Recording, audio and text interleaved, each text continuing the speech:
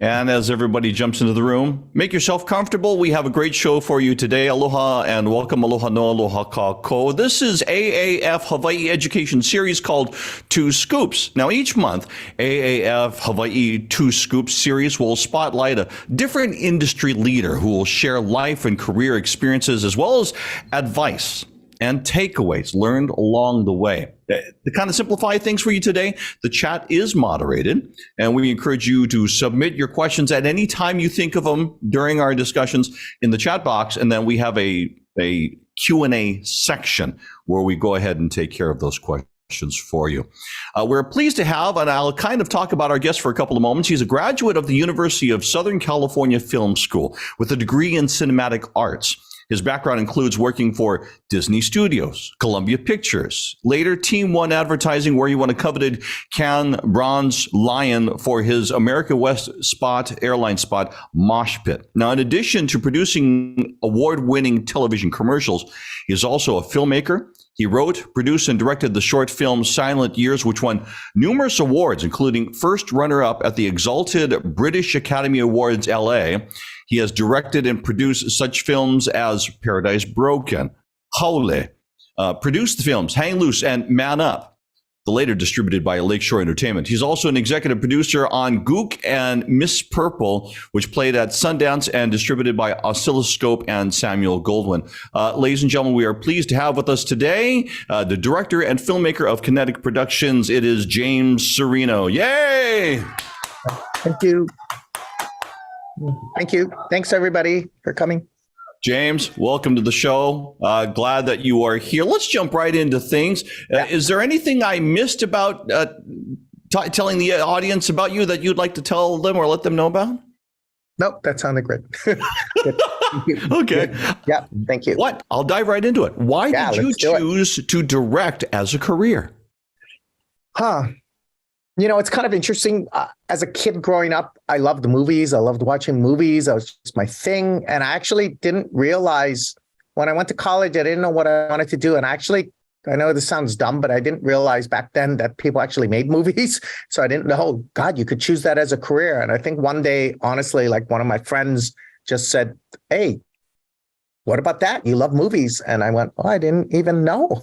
So I was actually in college at the time, and I was at UH, my first year at UH. And once I kind of figured it out, things kind of lined up in my life. And then I went away to the mainland for school. Yeah. Okay. So watching a movie or movies got you interested.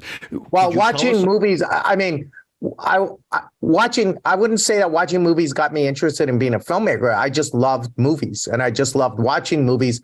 And I didn't realize, I know this sounds dumb, that someone could actually make a career of making movies.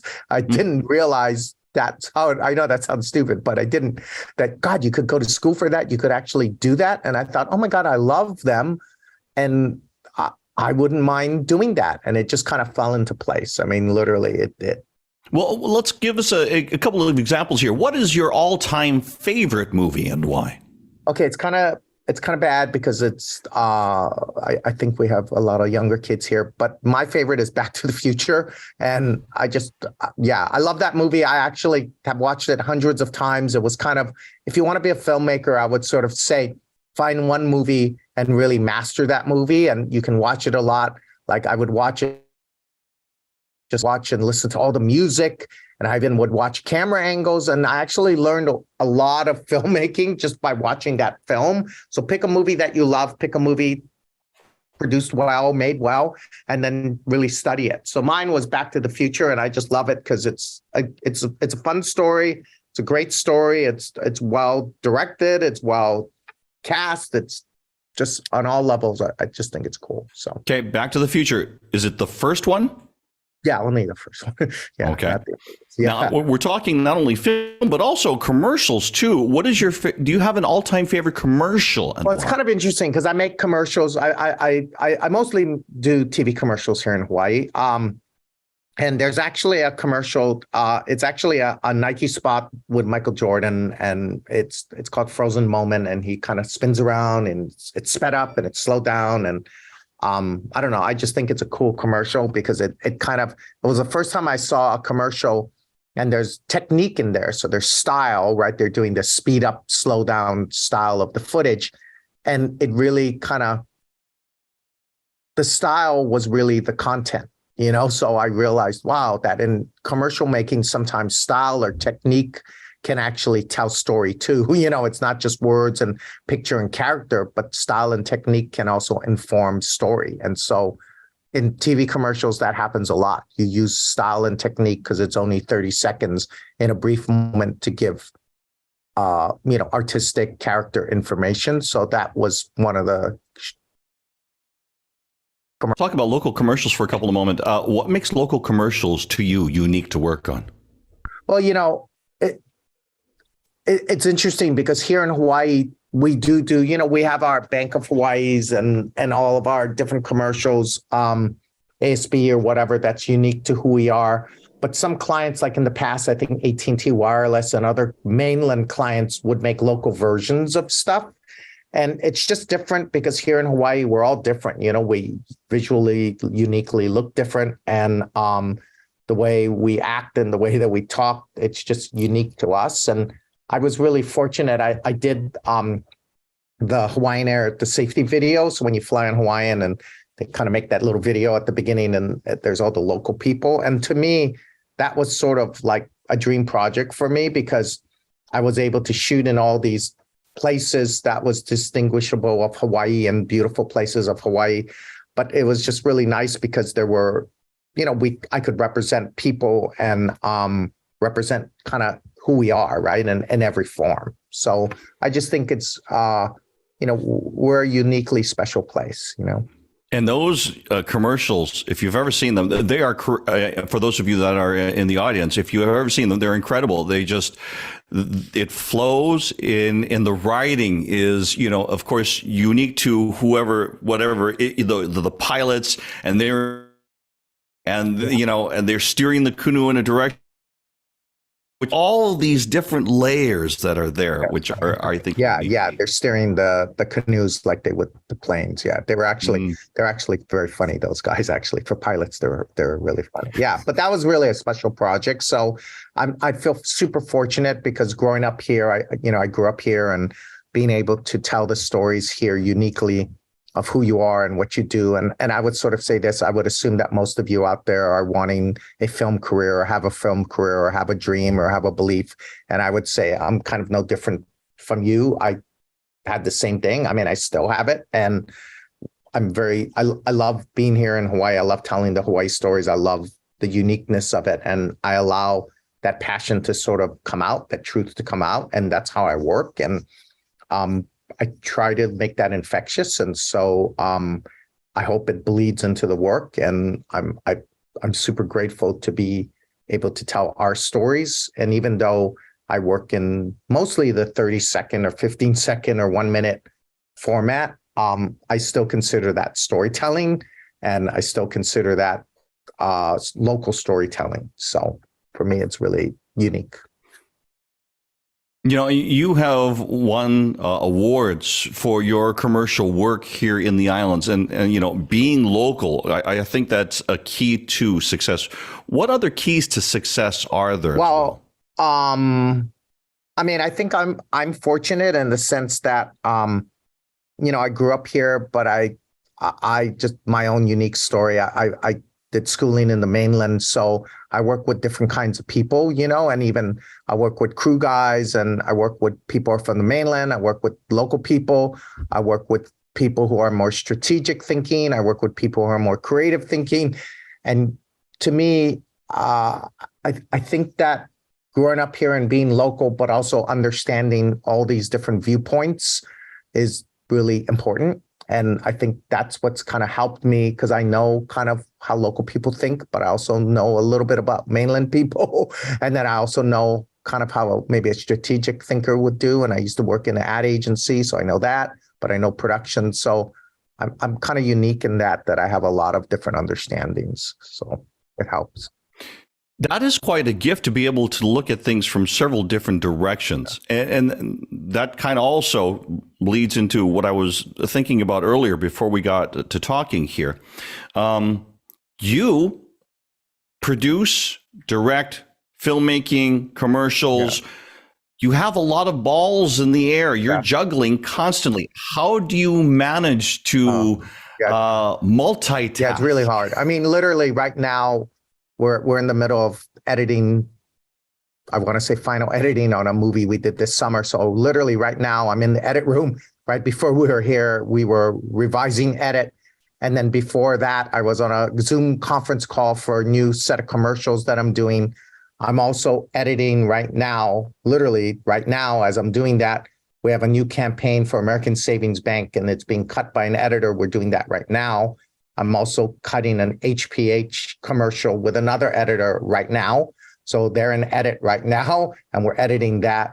And I'm also prepping 2 other things. So I'm doing all of that right now, and you have to be able to task it and kind of fragment your brain. So it's really quite difficult to do that. But if you're the kind of person like me that likes to manage a lot of things at different times, and that's what I do. And sometimes it's creative and it's ideas and it's thoughts. And today and there are different stages. The Zoom meeting was pre-production or planning, and then I'm in final edit on the movie. I'm in final edit of another thing, and we're in first edit. So they're all different kind of people. And I don't know, I think it's fun. So I enjoy it. So you have to love it. Yeah. How many on your staff do you have? Well, just the basics. Because that's a lot of things to be doing. I'm guessing. But no, I'm actually, no, there are all these other people doing it. So there's me, I don't know if Ryan's still on. We have 3 directors in the company and an executive producer and a couple other people, but that's actually it. And what happens is I like to say that every project breathes and we bring people in. The commercial, we'll hire all the crew, we'll hire all the people, we'll hire all the editors. And sometimes it's internal, but most of the time it's external. And what we're trying to do is put the right people in the right position to do the right job, right? So it varies. So we try to keep it open. And I could have editors and all cameramen on staff, but then it would be very limiting. So what we do is every commercial, every movie, every project, we put the right person with the right feel to it. And kind of what we do, like I like basketball. So what we do is like a team sport to me. So everybody has a different role and a different job. And if you like that, on one level, I'm doing nothing. As a director, you are directing and pointing people. I don't run the camera. I'm not acting. I'm actually not even editing, but I'm sitting there guiding. And my job is to keep the through line and keep the vision and keep the idea consistent all the way. And my job is the glue of all the pieces, right? So, yeah. Wow, that's a wonderful analogy. And aptly explained, because my eyes going, what? Whoa. So awesome. What is the biggest challenge you're facing? Knowledge of the advertising agency side of things. What's the biggest challenge today? Yeah, what I just said. Managing. So I'm sitting here right now and I'm literally doing, I know this is going to sound funny, but this is really dumb. And I run my company. I think of it like a crack seat store. Like my good friend Jerry owns Wireless Shave Ice, and I see he makes the shave ice, and I see him and he's doing that, but I think he's ordering and counting money and all of that. And I think of this business like that. So I'm actually literally and I'm being honest, I'm paying rent. This is my rent check that is overdue. It was due on December 1st, and I have to pay rent, and I'm writing checks to pay people because that's part of my job. And then I'm editing and I'm doing creative work. So balancing time and managing my time properly is key. It's really hard to explain, but if you're going to be a filmmaker and you're going to work in film, you have to collaborate with a lot of different people who have a lot of different skill sets, but they communicate differently. And you got to be able to sort of talk with different groups of people in different ways to get things done in their communication style. And you have to know how to communicate to all kinds of people in all kinds of ways and all kinds of situations. The other thing too, which is really hard, and what I do is everybody believes they're the only one. So, I'm in an edit right now for that, like I said, HPH, and they think that's the only project. And from one point of view, they're right. So they want me this is going to happen after this in the afternoon. And when I come into that to them, and it's not their fault. It's not a bad thing, but I'm being honest. They feel like, well, we're the most important, right? And then my other client just had the meeting with, well, we're the most important. And and they all are the most important in different ways, but I have to balance that. And sometimes schedules become hard because a project might be aligned, but then even right now, something that we don't know when we're going to shoot, we're not sure what we're going to do, and could move 2 weeks, could move 3 weeks, and things can suddenly create a 2-week gap in your schedule, or 3 guys could want to do something at once, and it becomes very challenging. So management, all those crazy things just come into play. And I'm going to take it that would be the biggest lesson you've learned is multi-managing. Yeah, just managing my own schedule, my own life, so I don't go crazy, right? So it's just personal management state and managing yourself as a human being, right? So that, I mean, I love filmmaking. I love doing it. I kind of live and breathe it, but it's not my whole life. You can't be a filmmaker without living. You have to live life to have something to say. So I live life, and I have journeys, and I have adventures, and I have things that inform me as a human, as a person, which then informs me as a filmmaker, because I'm able to use those experiences to be a better filmmaker. And if all you are is just a filmmaker, then you're just not informed enough. So you have to balance both. So I try my best to balance my life, but that's very hard. So that's the hardest part. What's the biggest risk you took in your career, and what was the outcome? The biggest risk. Okay, wait, I wrote this down. Oh, let me look at my biggest risk. Okay. Got it. Okay, so I would actually say the biggest risk I took was actually moving back to Hawaii. So and again, I'll explain. I made commercials in the mainland. I actually was a producer. I actually was not a director, and I produced commercials for ad agencies and worked there. And so when I moved back to Hawaii, I wanted to be a director, and I had never directed in my life. So I'd never done anything professionally, never been paid as a director. And I showed up and I just said, I'm a director. And I had to prove to everybody that I could do it. And I had no job. I had no prospects. I had no opportunity. And you remember, Billy, the first thing I actually did, this was before I moved back, Billy and I did a TV show called Island Video Jams. You remember, I wasn't back home yet. So I actually created this bridge, and I actually made a little music video TV show. And the reason why I made that show, Billy, is I thought I needed a job. So I would make a TV show to make music videos to create work. And I was fortunate that I had a lot of opportunities, but I didn't know. So the hardest thing was just moving back here and taking a risk on myself. And I wasn't planning to make my own company. I mean, I just wanted to work, and I moved back with no opportunities, no possibilities. And it worked out. And, I could give you the short version, which is, wow, I got lucky. But the truth is, like, for 3 years before I moved back, and Billy knows, for about a year and a half before I moved back, I knew the market. I did research. I knew everybody who lived here. I had made a project. I would fly back and forth and shoot that project. So by the time I arrived, more people knew me and I knew them before I even had begun, right? So I was already entrenched, and I worked really, really hard on that back end. So it might be, some people might say, oh, you got all this gift or talent, but I really don't. I just have a propensity to work hard and to know the material and to study and to put a lot of effort into it. And then it comes out easier, for me, because I work at that. So. And that was back at the time.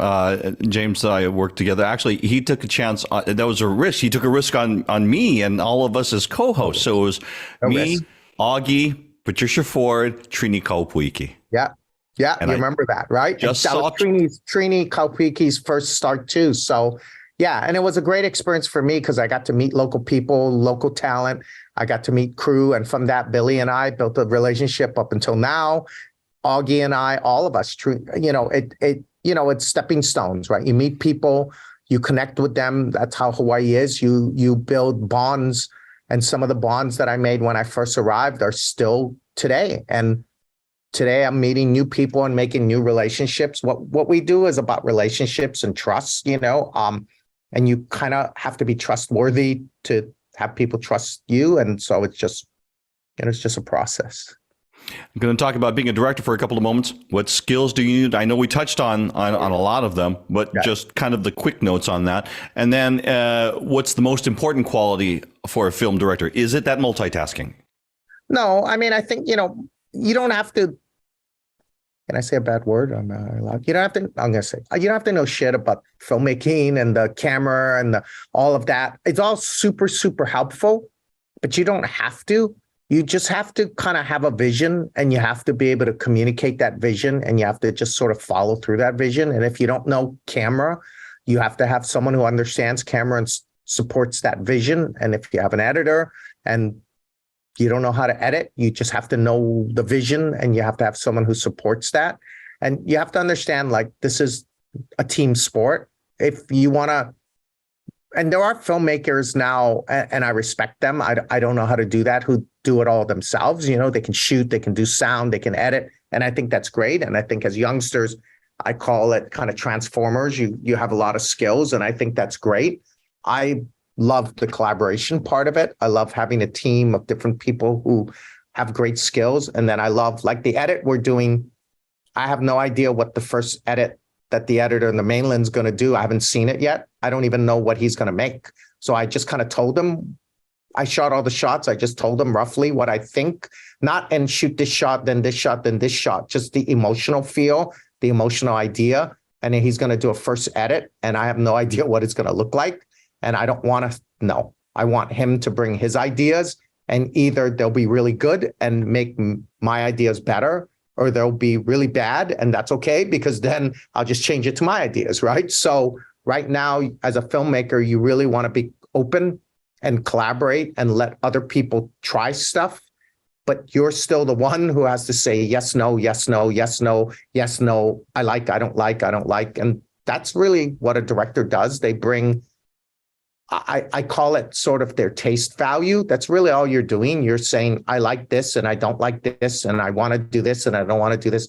And you kind of have to know what that is, right? And people come up to me and on set, you like this shirt, you like this shirt. You want the camera here, you want the camera there. And it's really fast, and you kind of have to know to be able to go, yes, this, yes, that, yes, that. And a lot of it is guttural, and a lot of it is planning, and a lot of it is luck. But you got to be able to know and make decisions based on that and trust yourself. And I would say, if you want to be a director, I know this sounds bad, but you're never wrong, because you're the director. And it's not an ego thing. It's just, it has to come from you. So the choice that you make is always right, because you're the director, if it's director driven. And so you just have to know that that's correct, if that makes sense. And you just have to trust yourself.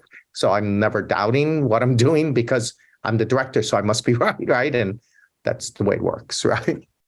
How long ago, if you don't mind me asking about age, how long ago did you first enter college? 20 years?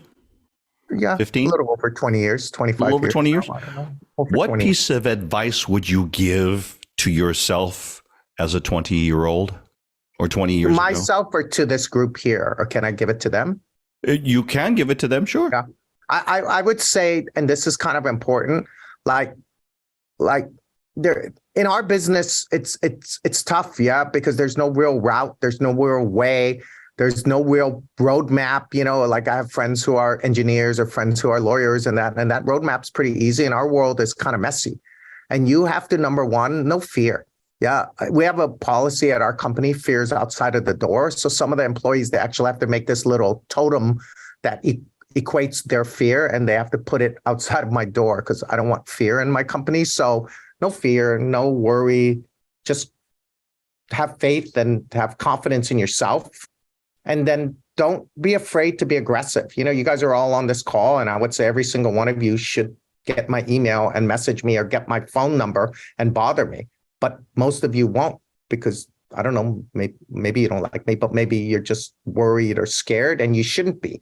You should be super aggressive and, I want to be nice and polite, local. Like, you shouldn't be. You should be aggressive, and you should be asking questions, and you should go after it. And that's kind of what I did. Nobody will give you anything or offer you anything. You have to go get it in this business. And don't be afraid to be pushy or a pain in the ass, because believe it or not, people like me, we actually want that. We actually revere that. We actually like people who are aggressive and who know what they want and who want it. That's the people I want to be around. So I would hope all of you guys make trouble. And I would sort of say this, and I gave this speech in a class that I taught, and there was someone who was in the class, and she was living here for 2.5 years and no one would hire her. And she reached out to me like 2 or 3 times. I took her to lunch, and she now is one of my producers, and now she works with everyone. Now, I'm not saying it's because of me, it's because of her.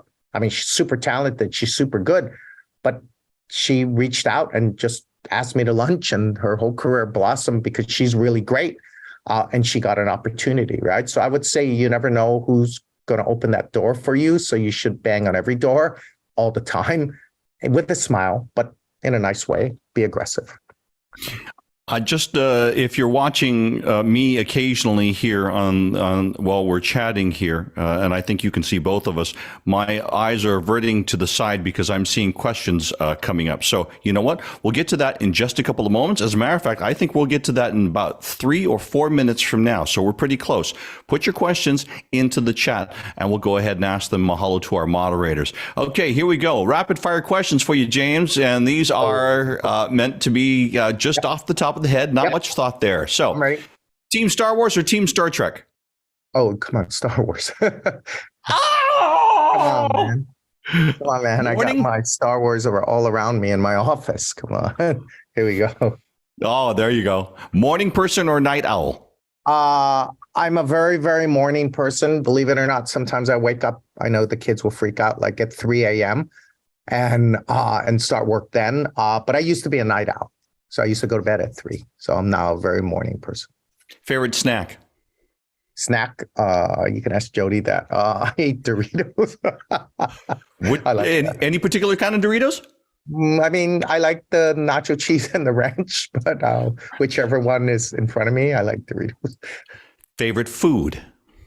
Food. I like pizza. I mean, we were eating pizza 2 nights ago, so pizza, good. Favorite thing to do on the weekends? My life is pretty crazy and hectic, like I said. So I like to be very chill and I like to relax. I work out and do stuff. I mean, I like to watch movies or stuff because I love that. But relaxing and calm and non-multitasking is my idea of a great weekend.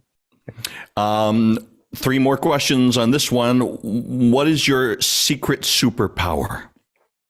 My secret superpower.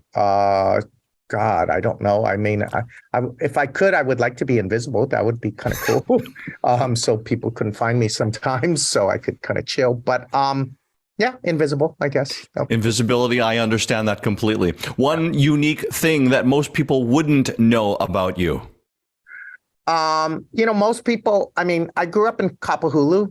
I grew up with not much means. I grew up with not much opportunity. I grew up with no contacts. And most people think other, and that's completely true. I came from very humble, small start. So, yeah. If you weren't directing, producing, filmmaking, what would you be doing? So I say that I'm not joking, but I don't know. But believe it or not, before I went to film school and I was at UH and before I went to film school in the mainland, I worked at Taco Bell. I actually really liked it. And I worked there and it was really a great experience. It wasn't great financially, but I did that. And I joke because I make Taco Bell commercials now, by the way. I know all the people on both sides. So I say, well, I'd probably be working at a Taco Bell and that would be fun to me. But that's the only other skill I have. So I can make burritos and I can do filmmaking. So I'd probably be working at a food place, truly. And I wouldn't mind it. All right. Let's open to the questions from the audience. Thank you, James. Question, is there a recent spot that you did that employs the style technique as storytelling concept? Yeah, I did something for American Savings Bank. It was several years ago with Manaola, the clothing designer. And in the commercial, I think it's on our website, all the people are actually wearing his clothes and they're floating. So they're all floating in air. So it looks like they're floating. You can look on our Kinetic site to see it. And Manaola is talking about these ideas. So I use this technique of floating, which I won't get into how we did that, as a style, as if it's floating above his head, because he talked about all the ideas he had. And, he was kind of looking up when he was saying this. So it just made me think that his ideas are floating above him. And then I thought, and we've had everybody in, Manolo is a clothing designer. So there were all these models in his clothes and they look like they're floating above him. And so it was kind of cool. Yeah. What is your advice for professional networking in Hawaii? For students or just in general? You mean in general? I would say, I would say connect with people. I used to have a thing that I had written down. So I actually had everybody I met, I had it written down. And a lot of people would say, oh, call me next week or call me on Wednesday or hey, this or that. And I would write it down and remember it and do it. And surprisingly, they would remember too. And so I would say, keep a list and write it down and try to hit up as many people as possible in many different ways. And I would say this, I know that you're looking for something and you want something from someone, but when you can understand that they actually want something too. So you want something from them, but everybody also wants something. And when you can actually help satisfy their needs with your needs, then you become valuable to them and they'll remember you. So that's what I try to tell all the young interns who intern with us. If you can make an impression and a value on us, we'd like you. And really your value becomes when you understand what my needs are and you can help me with my needs, then I want to be near you, right? Because we're working together, right? So try and understand what other people's needs are and help them fulfill it. What resources do you suggest for those interested in filmmaking or directing? Books, podcasts, apps, anything? I mean, today it's so different. So I would sort of say one, like to master your craft. I mean, I went to USC Film School. It's super expensive. I spent 4 years there. It was a great experience. I love it. When I say that, everybody thinks, wow, you know a lot. And I made a lot of friends and networked and I learned how to survive. But everything I learned about filmmaking was from Back to the Future. And I had this book. It's called The Filmmaker's Handbook. It's like, I don't know how much it is now, $20. It's probably old today, but I learned everything about the basics of the filmmaking rules from that book. So you actually don't need any skill set. I would say watch movies. You can watch YouTube or podcasts or, but the best thing is try to be like next to someone. If you can be on set and you can watch these directors. When I was at the ad agency as a producer, we would hire these top directors, all these top guys Michael Bay and all these guys who make movies now. And I would be on set with them and all I would do is just watch them. And God, I learned more directing from that, of watching how real guys directed than film school, right? Because the real world, it's totally different. So I would say find somebody that you want to be like and beg them to watch them and you might get lucky and be. Do you have any advice specifically for strategy-oriented young professionals in the ad industry? Yeah. So if you want to be in the ad industry and you want to work in advertising and work at an ad agency, you should intern at an ad agency. So how I began is, and I'm on the commercial side, I watched commercials that I thought were really good. Then I tried to figure out who the directors were who made those, then who the ad agencies were. And this is when I lived in the mainland, Billy. I don't know if you know this. And I would go, oh, they made this First Hawaiian Bank commercial, and that was MVMP. And I would call them and go, hey, I saw your commercial that had this guy and this guy and this guy. And I just loved it, which was true. I was honest. So, hey, I want to talk to who made it. And I want to ask how you guys did it and what you guys did. And these guys, like me, would love to talk about themselves and what they do. So they would get on the phone and I would get to talk to them and I would hear what they did. And I would say, I'm going to come back to Hawaii. Can I meet you? And they would say, of course, because they want to talk more. So I would say, look at work and find work that you love. Find out who made that work. Go call them or hit them up and try to find out, praise them of what they made, then find out how they did it. And they're going to talk their ass off to you about it. And then try to meet them for lunch and then make a relationship. And then you might get a job. And the shortcut way is just go on the website because there are jobs there, but you won't make an impression, right? So make an impression like that. Money, not an object, your one dream project. Money, not an object, my one dream project. I mean, I'm kind of living what my dream project is. I just made a movie this summer, which was, it's a personal story. And that was a dream to me. I mean, would I like to make a Star Wars movie or something like that? I guess, but I wanted to come home to Hawaii and tell Hawaii stories. So I do it every day, So for me, the dream project is my life. Every project I make is sort of my dream project because I get to tell stories in Hawaii and tell stories about who I am. So I'm super grateful for that. And every project that comes to me is magical for me. I'm going to combine these questions because they are somewhat alike. Filmmaking is such a laborious job. What keeps you motivated? What do you do to continue to grow and evolve and develop as a filmmaker? I guess I would say you have to do what you love. You have to be honest with yourself. I'm very honest with myself. I very much know myself. And so because of that, I love what I do. And every day, every commercial is different. So I'm going to sort of say it like this. Imagine that you make, and I do wish that I did this, but I don't. And I don't mean it in a negative way. Imagine that you made an ice cream store and then that's what you did and boom. And then now you sell ice cream and it's the most magical ice cream. But every day you just scoop that same ice cream, right? Once you kind of get that formula of whatever, the chocolate chip magic, like I'm not bagging it, but what is it? The cookie, I don't know what it is, the cookie place, whatever, cookie corner. And God, their cookies are so good, but they just keep making the same cookies and you buy it and that's great. What I do is I make cookie corner today and then we blow up it. And tomorrow I have to make a pizza joint. And then the next day I got to make a Mexican restaurant. Every day, every commercial is completely unique and I have to make something magical from zero. And it's super stressful. It's super hard, but it keeps me alive because it's really cool. And I'm always scared to death of everything I'm doing, but I don't let that fear limit me and I don't carry that fear. So when you're pushing yourself, like we just did these commercials for ASB and they were, when they hired me, they were scared to death of the ideas I told them. It freaked them out and I knew I'm in a good place. And I said, I'll either do great work or they're going to fire me and that's fine. You know what? I'm okay with that. And I think if you're pushing yourself like that, it's okay. I don't mind failing. Does that make sense? And so I stay alive by doing that all the time. So don't be afraid to fail and don't be afraid to push yourself. Don't be afraid to do something new and, don't rest on your laurels. That's boring to me. So that's what keeps me going. I'm reading this question over in my mind here as I'm looking. Okay, I'll just read it. How do you personally navigate situations on set where you are in a pinch, shot not coming out as planned, technical environment? Yeah, that's good.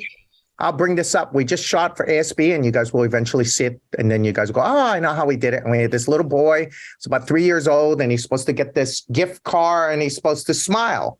And the person says, his smile says it all. I'm not supposed to be telling all this, but that's okay. So they hand this toy and he gets this truck and he's smiling. And the mom looks at the camera and says, his smile says it all.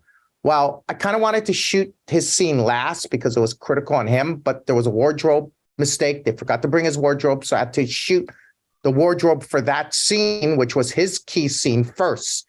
And he was horrifically horrible because he knew. And so he was super friendly and nice, but when the camera rolled, he was, and he just wouldn't do it.